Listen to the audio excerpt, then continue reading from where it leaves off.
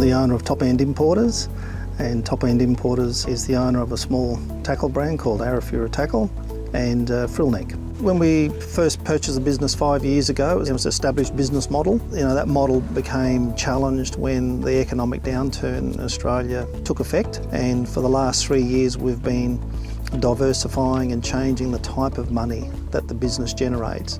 So previously we predominantly relied on importing and wholesale distribution. So we've had to change. We've done some 3PL now. We simply receive it, invoice it, and then deliver it and distribute it. That's been very, very good for us.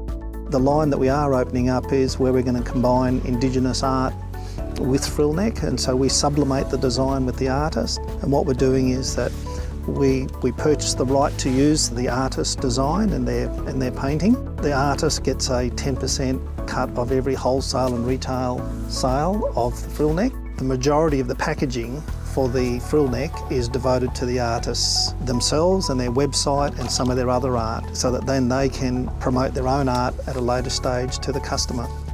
So with the current Aussie dollar, it certainly favours export, and that's why we're pushing very hard with Frillneck to be able to export that into various markets around the world. We've got a little online e-commerce site. In the last month we've sold to customers in Croatia, Spain, Italy, Hong Kong, back into continental US and also into the Caribbean.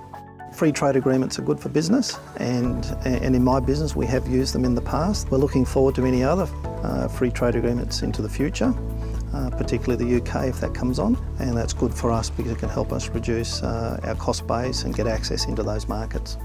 Small business, it's not for the faint-hearted. You deal with many knockbacks. I think small business is about finding your way through roadblocks. It's about persevering and not focusing on the problem, but looking at solutions to achieve what you want. And that drives me. That's what gets me up in the morning, and we keep on putting in.